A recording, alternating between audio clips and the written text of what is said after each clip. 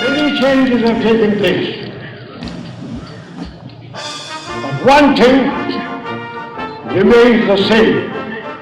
That is your task and your duty.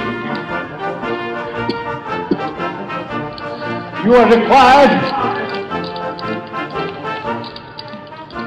to ensure the security of this country against any aggressor. What does that mean for you? It means that you should have to fight, and fight to win. There is no room for the loser. If you lose, don't come back. You will have disgraced the country. The country won't accept you.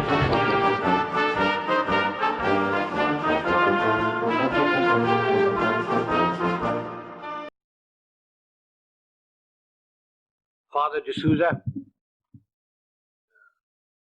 General D'Souza, ladies and gentlemen, I'm here under false pretenses. I must be the only one here who has never been into a college. General D'Souza has told you all about me. I'm most appreciative of his kind words. My only regret is that my wife wasn't here to hear them. She would have treated me with greater respect. And when I say I'm uneducated, I really mean it. I must be the only member of my family who isn't a graduate. I managed to do my inter-science. I got a 3rd division mushkil se. Anyway, it's nice being in this hall with all the academics and all the educated people. And I take this opportunity of inaugurating your Silver Jubilee series on leadership. I don't know what one does for inauguration, but may I say that I have inaugurated the thing.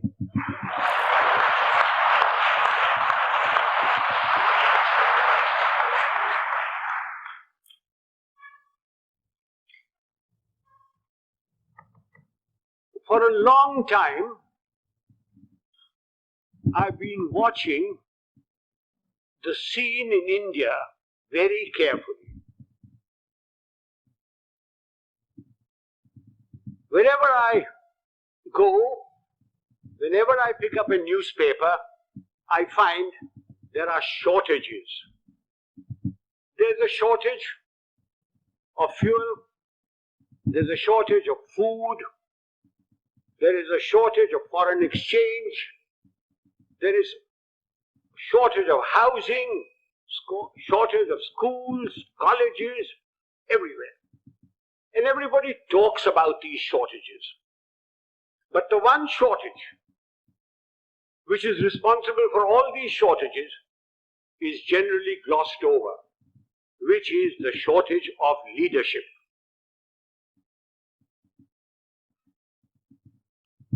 Father, don't misunderstand me, and gentlemen of the press, please don't misquote me, which you are always capable of doing and which you continue doing. When I talk of shortage of leadership, I do not mean just political leadership. I mean leadership in every walk of life.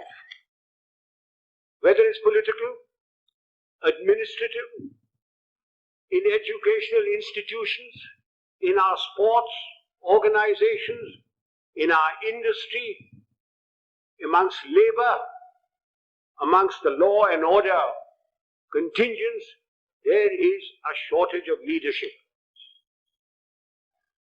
I do not know whether leaders are born or leaders are made. There is a school of thought which says leaders are born. Father, we have a population of 780 million people, and we procreate at the rate of 1 Australia every year. And yet, there is a shortage of leadership. So if those of you who think that leaders are born and who contribute to that theory, may I suggest you throw away all Planned Parenthood and really let yourselves go. If leaders are not born, can leaders be made? It is my view that give me a man with reasonable common sense and decency, you can make a leader out of him. What are the attributes of leadership? There are many attributes. The cardinal attribute for leadership is professional knowledge and professional competence. Now you will agree with me that you cannot be born with professional knowledge. Even if you are the child of a minister,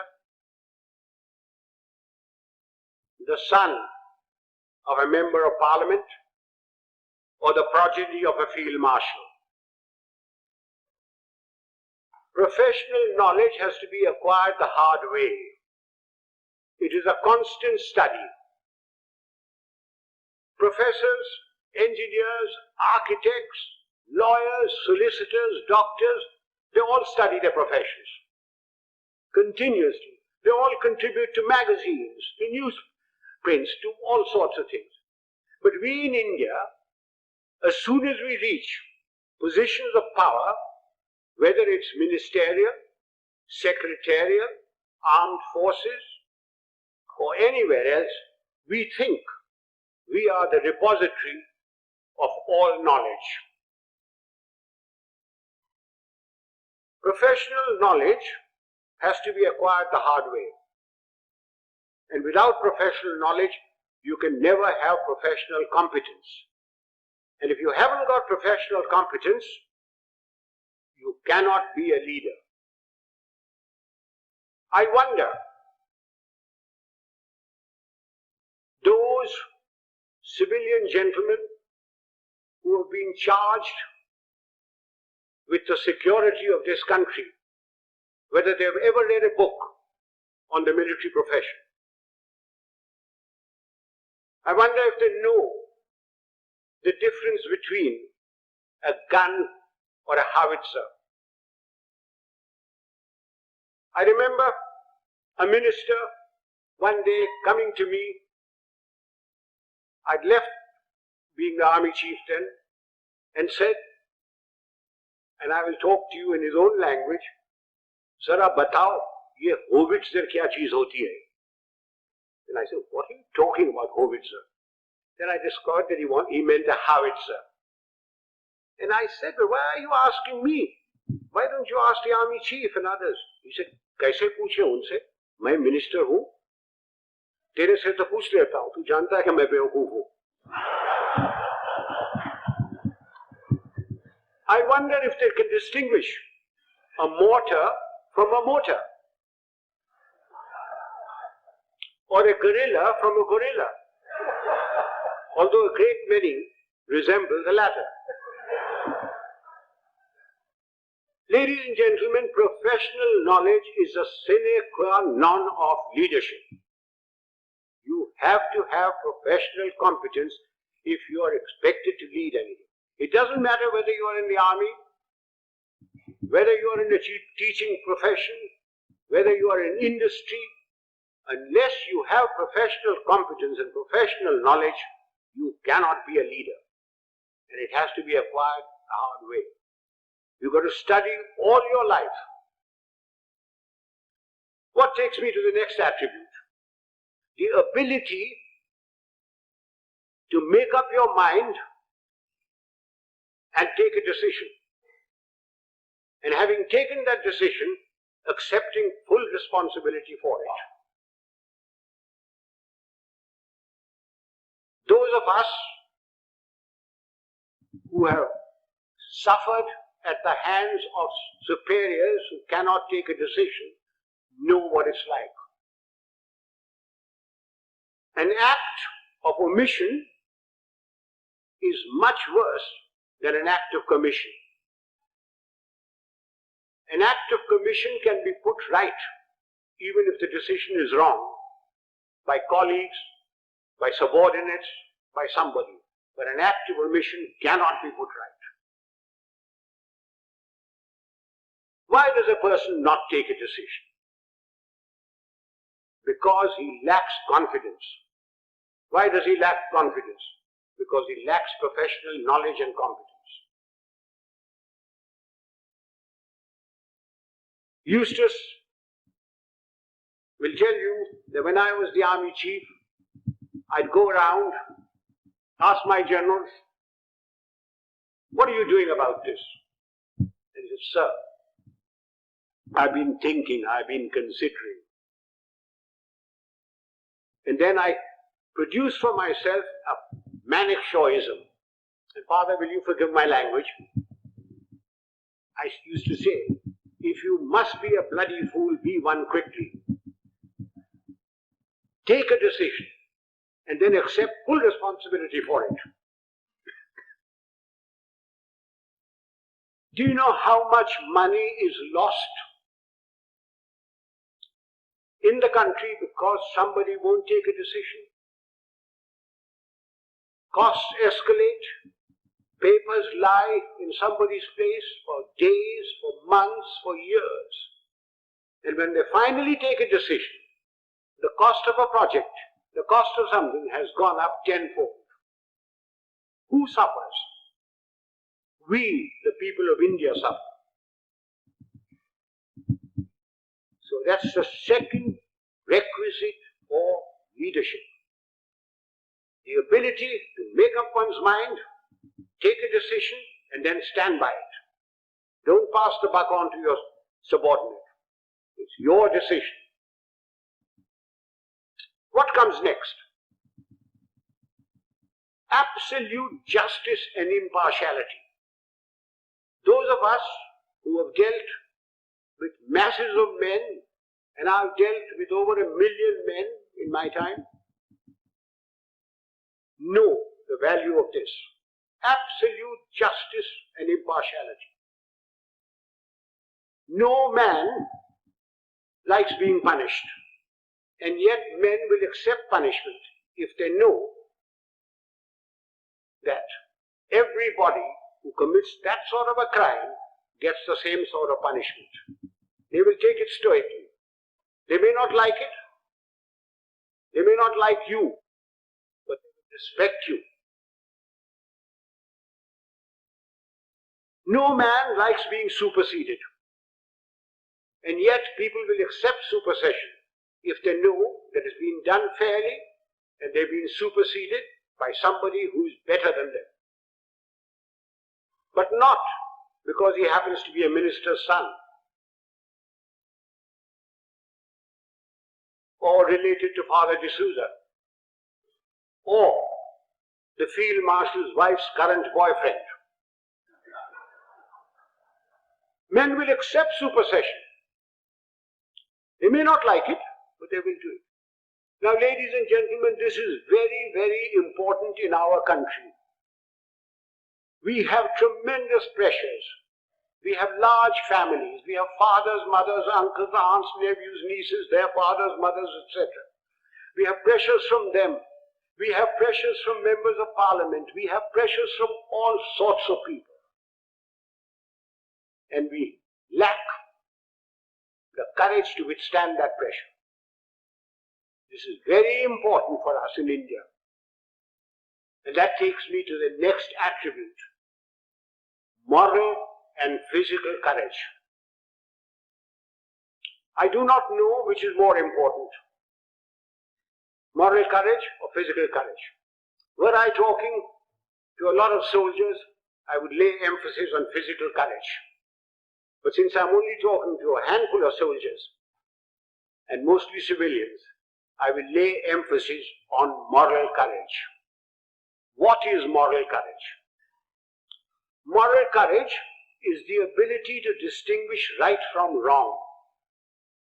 And having distinguished that, you must have the courage to stand up and say your piece, irrespective of what your superior thinks, irrespective of your colleagues, irrespective of your subordinates. You must have the courage to say so. A yes man is a horrible man. He must be shunned. He is a disgrace. He may rise very high. He may become a minister. He may become a field marshal. But he will never become a leader. He will be used by his superiors. He will be disliked by his colleagues, and his subordinates have no respect for them. Moral courage is essential. Now, since you wanted to know some examples of moral courage from my past, I will give you a little story. In 1970, when General Yahya Khan put all the pressure on East Pakistan as it was then, and refugees started coming to India, there was a cabinet meeting. I remember the date very well, 28th of April. I was summoned. I had a very strong Prime Minister and Mrs. Gandhi, who ranted and raved at me. He said, "What are you doing about it? I've got so many refugees. The Chief Minister of Bengal has just sent me a telegram. The Chief Minister of Tripura has done this. The Chief Minister of Assam is writing that there are more Bengalis there than their own population. What are you doing about it?" And I said, "Nothing. Got nothing to do with me." And she said, "I want you to go in and take action." And I said, "Do you know what that means, Prime Minister?" And he said, "No." I said, "It means war." And she said, "I don't mind if there's war." So I said, "May I please quote from the Bible, the first book, the first chapter, the first verse? God said, 'Let there be light,' and there was light. And you say, 'Let there be war,' there be war. Are you ready?" "I'm not ready. I'm not prepared. It is not the right time to go in. The monsoon will break very shortly, and the whole of East Pakistan will be a swamp. I will not be able to operate. The Air Force will not be able to operate. April is a month when we glean the harvest. And the agriculture minister was Mr. Fakhruddin Ali Ahmed. And I said, I will require every railway wagon, I will require every train, I will require all the road space to move my troops. And you will not be able to move your harvest. And then if there is a famine, don't blame me.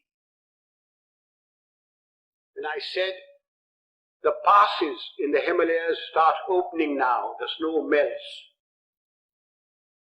And then if the Chinese give us an ultimatum, I will have to fight on two fronts.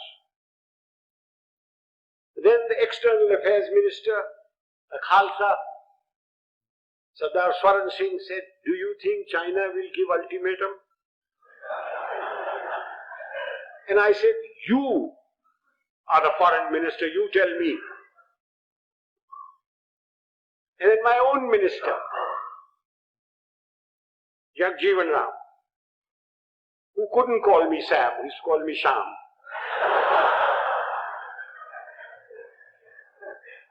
He said, Sham, maan jao na. I said, you can manne ki baat hai. I'm telling you what the facts are.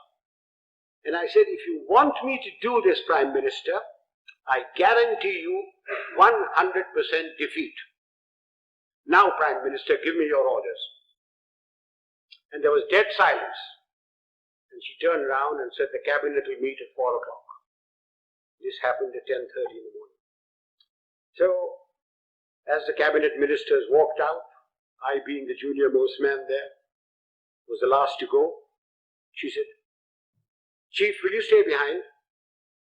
So I shut the door and I said, Prime Minister, before you speak, do you wish me to send in my resignation on grounds of health, mental or physical? I said, oh, sit down. Everything you told me correct? I said, it's my job to fight. It's my job to tell you. If your father in 1962 had me as his commander-in-chief, the country would not have been disgraced. The army would not have been beaten. But the army chief did not have moral courage of turning around and telling him he wasn't ready. So she said, all right, you know what I want? And I said, yes, I know what you want. And I must be allowed to do it my own way. And she said, all right, you know what I want. So ladies and gentlemen, there's a very thin line between becoming a field marshal and being dismissed. I just gave you an illustration of moral courage. Of course, I didn't worry very much because my wife had money. If I'd gone, she would have looked after. She would have looked after me. So much for moral courage. Now I come to physical courage.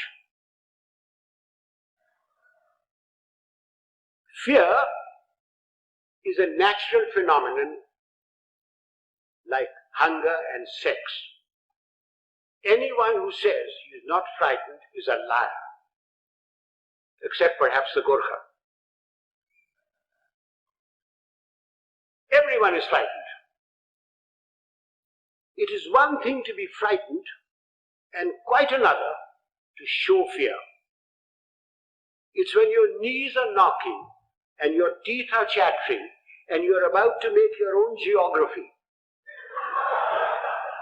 That's when the real leader comes out.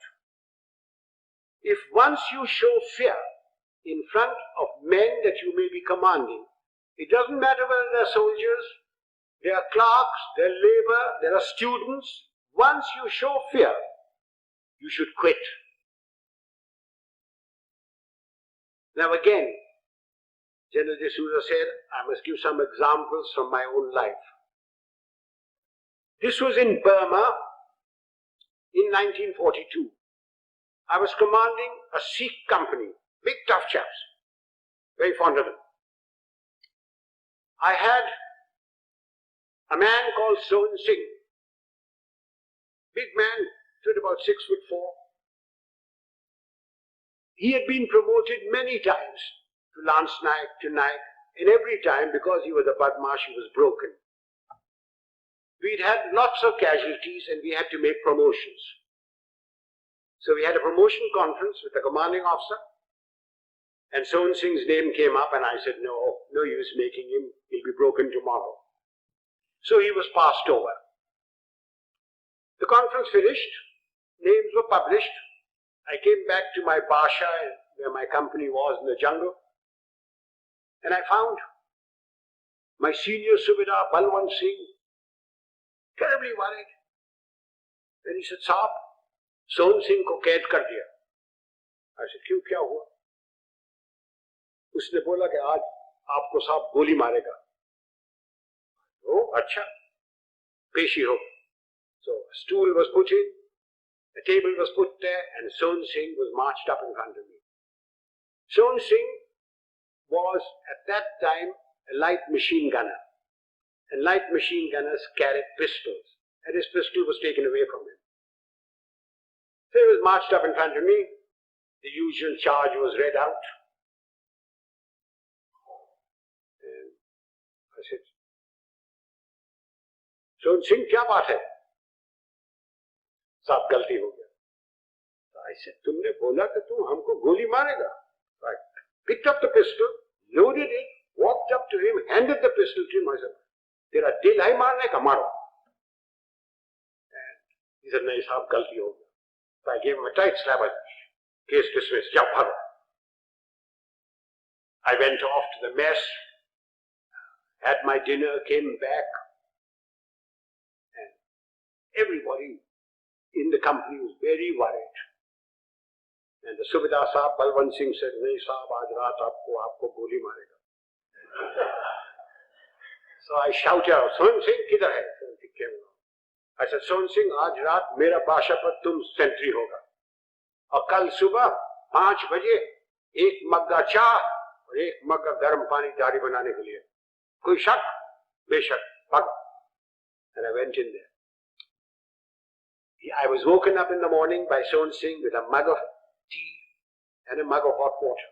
And he followed me like a lamb throughout the conflict. Now, ladies and gentlemen, if you think I wasn't frightened, you are mistaken. I was terrified. But if I hadn't done that, and put Son Singh in the clink or something like that, everybody would have said, Dekha, hamara saab darta hai. Just an example of how often during riots and all that, some young sergeant with nothing but a little stick in his hand has walked in and quelled everything by showing courage. So physical courage is essential to leadership. You needn't be foolhardy like I was. I was very young. I don't know whether I do it today. But physical courage is essential. That takes me to the other attribute, loyalty. Now, does loyalty require very much explanation? We all expect loyalty from our subordinates. Do we give loyalty to them? Loyalty is a two-way thing. We expect loyalty, we have to give loyalty. Do we give loyalty to our colleagues? So remember that for leadership, you expect loyalty, you've got to give loyalty. Time is running short. There are other attributes. Remember, leadership is nothing else but management of men and resources. Management of men. Men have problems. Men in numbers can be very nasty. And a leader must be able to deal with them very firmly. When people misbehave, like they are misbehaving in Bombay these days, it's no use saying Jai Hind to them. You've got to deal with them very, very firmly. But you must never forget that men have problems. They have human problems. They have problems of debt, of family problems. They get easily despondent. And therefore, the leader must have a human touch. He must have a sense of humor to get them out of their despondency. He must have the gift of the gab. Unfortunately, our leaders have the gift of the gab, but they have no sense of humor. Further, men and women, generally speaking, like their leader to be a bit of a man, a bit of a lad. Take examples from history. Julius Caesar. Julius Caesar, you will agree, he was a great leader. When he came to Rome, the senators used to lock up their wives. Take Napoleon. He had his Josephine and Marie Antoinette and Georgette and Paulette and any number of things. And you will agree he was a great leader. Take the Duke of Wellington. The night before the Battle of Waterloo, in his chambers there were more women of luscious proportions than staff officers. And he was a great leader. Do you know, sir, a thought has just struck me. All these three people that I've talked about had one thing in common. They all had long noses.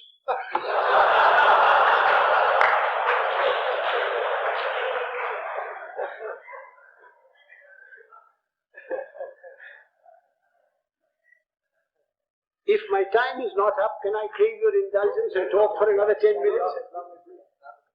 Ladies and gentlemen, no amount of leadership will put things right. There are two other aspects that we Indians must know and we lack badly. One is discipline and the second is character. What is discipline? Discipline is a code of conduct for decent living in society one with the other. Who lays down this code of conduct? Not the Prime Minister, not Parliament. Of course, it's laid down in the Army Act. But I'm not trying to impose the Army Act on you. This code of conduct has come to us from father to son, from mother to daughter, from times immemorial. It's in the Bible, it's in the Gita, it's in the words of Nanak, in the sayings of Muhammad and Buddha. It's all come down. It's been refined as cultures have changed. Again, let me illustrate this by example.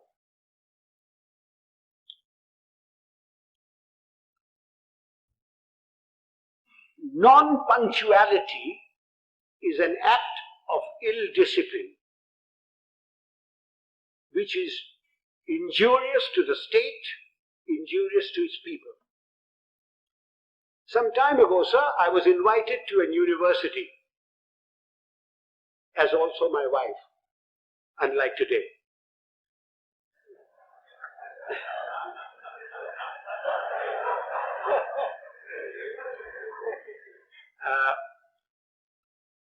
I was called there at a convocation at 5 o'clock in the evening. And having been in the army 50 years, telling the driver, go slow, go fast, arrived there at 5 o'clock in the evening. I was received by the Vice Chancellor and his lady, the Union Secretary, escorted to the dais. My wife too was asked to sit on the dais, and she politely refused, saying that she'd much rather sit down, as this is the only opportunity she has to look up to me. And as usual, I was garlanded. The Vice Chancellor sang my praises and asked me to talk to these people. There were about 5,000 boys and girls there, plus deans, plus professors, plus lecturers, everywhere. And as I got up to get to the desk, to the lectern, the Vice Chancellor says to me, sotto voce, Field Marshal, a fortnight ago we had invited a VIP to the same function. He was allowed to stand at the lectern for exactly 15 seconds. I wish you good luck. I said to myself, had the Vice Chancellor said this in his letter of invitation, I wonder whether I would have come. Anyway, I got up to the lectern and I addressed the gathering for the amount of time that I was allowed. I was heard in pin-drop silence, and at the end of it, I got a thunderous applause. The Vice Chancellor and his lady, the deans, professors, lecturers, the student body, and even my wife stood up and gave me a standing ovation. I was most relieved. Although my wife told me afterwards that I looked pale. After the usual vote of thanks, etc., we went out into the gardens where refreshments were given. And I, having an eye for a pretty girl, walked up to a pert little thing wearing lovely jeans, tight-fitting, and I started a conversation which ran as follows. I said, my dear, why were you so kind to me today, all of you? I not having the looks of Rajesh Khanna or Amitabh Bachchan, or a speaker like M.G. Ramachandran, when only the other day you were so rude to a VIP. and she said, I quote, "Oh, Field Marshal, that dreadful man. We had invited him at 5 o'clock. He turned up at 6. He brought with him a bevy of security people who pushed us aside and took their places where we should be sitting. He brought with him 2 of his brats, grandchildren probably. He was too old to have those kids that side. But you never know.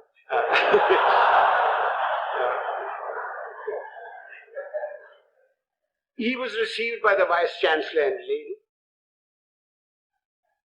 He was the Union President garlanded him, and he demanded garlands for his 2 brats. The Union President, being very flexible, diverted the garlands for the Vice Chancellor and his lady to these brats.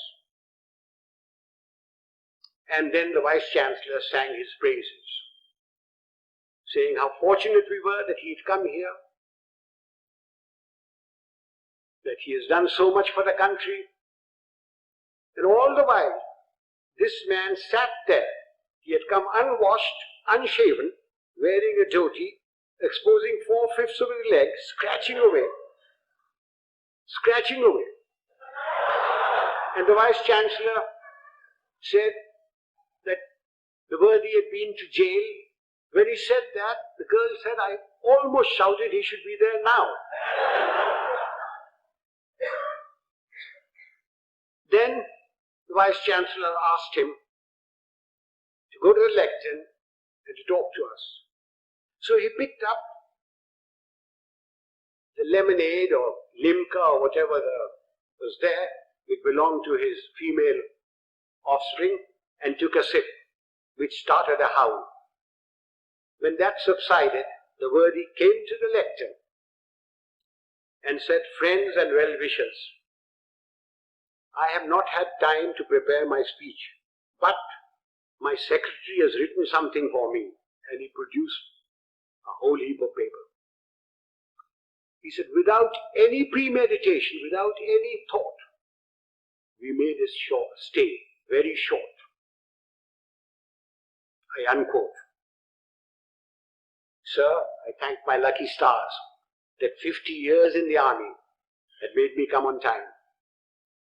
That I'd been brought up to shave in the morning and shave in the evening if there was a function. That I had a lounge suit on, and although I have very nice legs, I didn't expose them. That I didn't suffer from itch or eczema to indulge in the scratching of the unmentionable.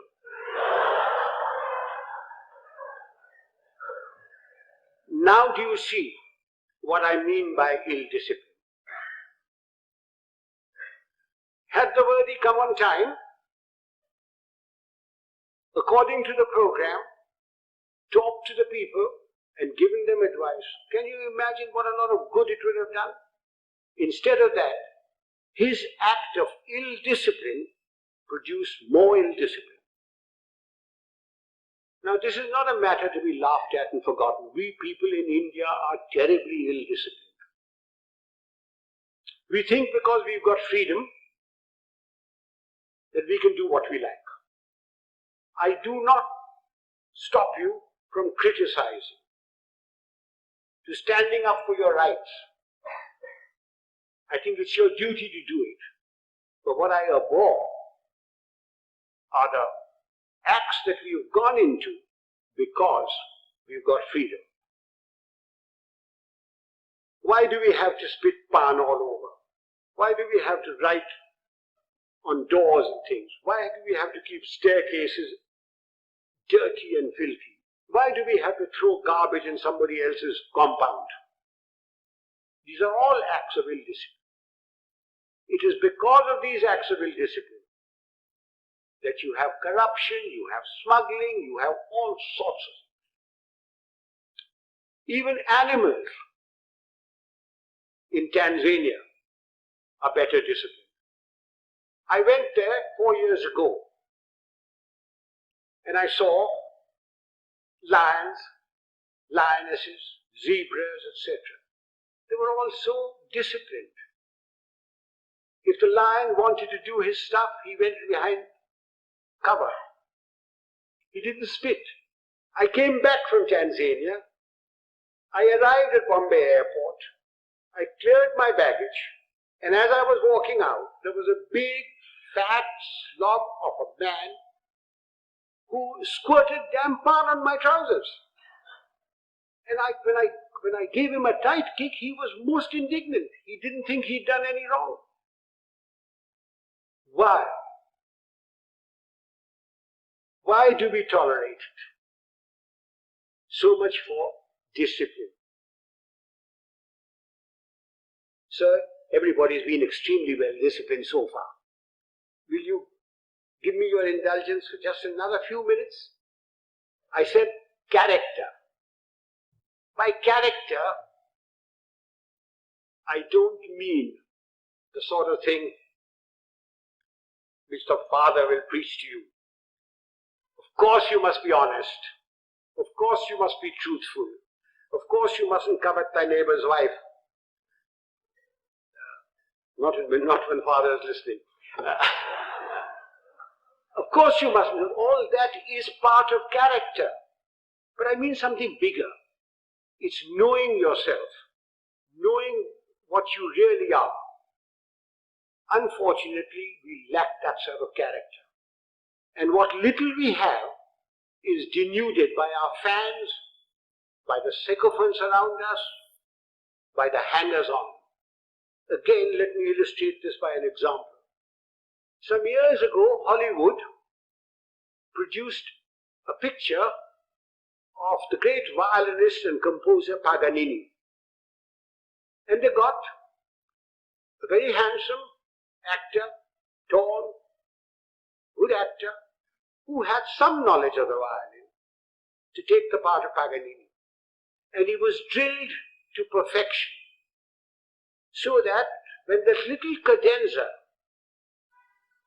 was played and screened, the critics raved over it. Raved at the movement of his fingers and of his bow. And this man's fans, sycophants, hangers-on, went on telling him that he was greater than Menuhin, greater than Heifetz, greater than Chrysler. And the man started believing it. And it took 8 months in a psychiatric home to rid him of this delusion. Do you know, sir, after the 1971 conflict, my fans, my hangers-on, the sycophants around me kept telling me, sir, you are the greatest general the century has produced. You are better than Rommel. You are better than Guderian. Auchinleck was nothing. And just as I was beginning to believe it, the Prime Minister created me a Field Marshal and sent me off to the Nilgiris. And a hard-headed, no-nonsense wife deprived one more inmate of a psychiatric home.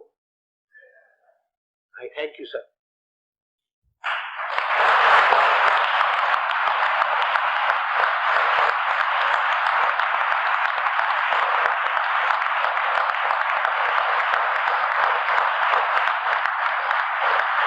Gentlemen, I'm at your mercy. You can ask me any question you like, personal, pertinent, or impertinent. I'm getting deaf, so you'll have to come nearer me.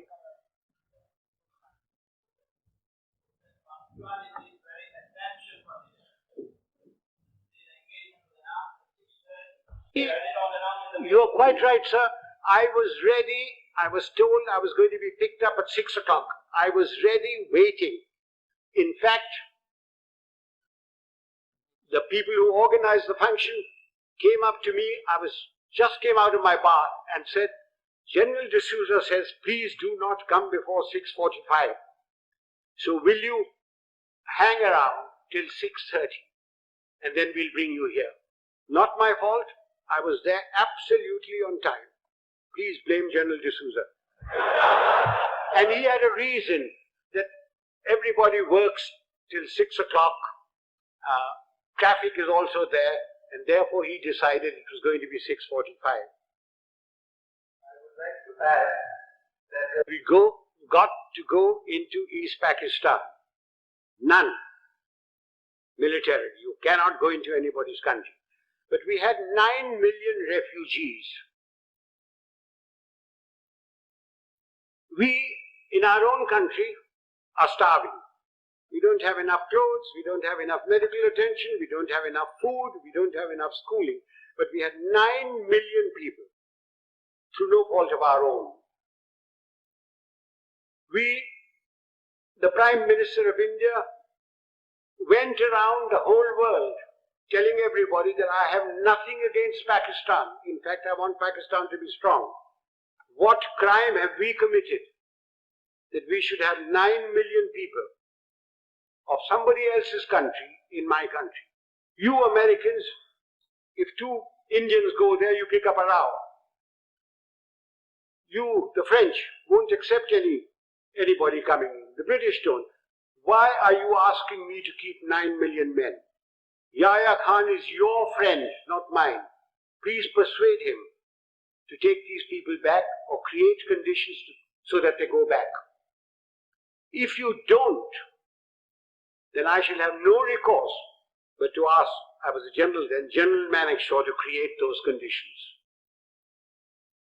Now, we had no intention, no desire to go there. All we wanted was these people to go back. And they would never go back so long as the Pakistan army was doing what it was in East Pakistan. I certainly spoke about it. I understood the problem as a soldier and also as an Indian. Now, you asked me about Sri Lanka. The number of refugees that have come in, very small. In fact, they don't want to go back. They're being pushed back. If 2 million camels had come in, perhaps we would have had to take some action. Have I answered that question? Would the young lady stand up? Let me look at her. Don't be shy. Oh, thank you, dear. What steps are taken from the moment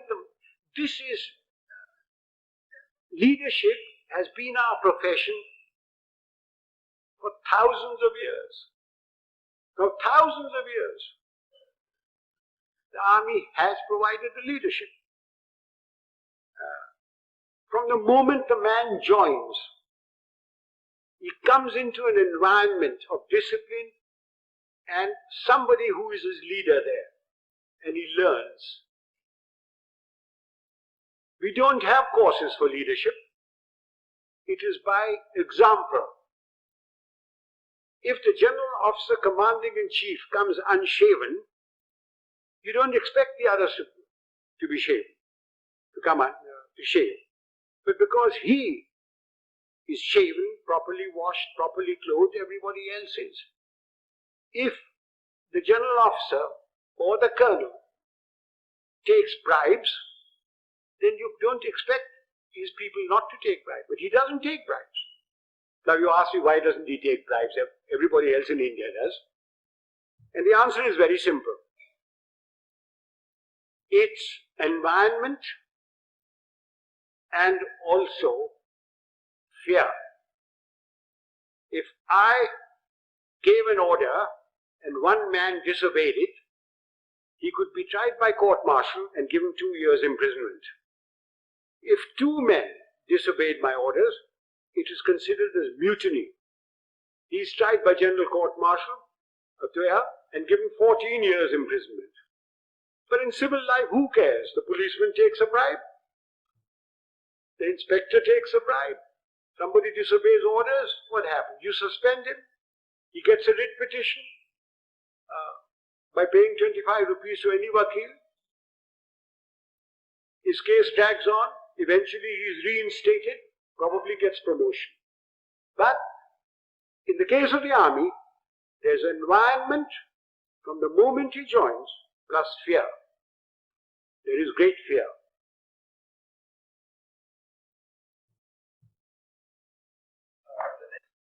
We Indians are alleged or supposed to be very religious people. If you read your own religious book, whether it be the Bible or the Gita or the Granth Sahib or the Quran, you automatically have discipline, self-discipline. From your childhood, if your parents are doing their duty, you get discipline into you. If you have any pride in yourself, you have discipline. So, talking of self-discipline, there it is. The Roman Catholic Church has done a great deal,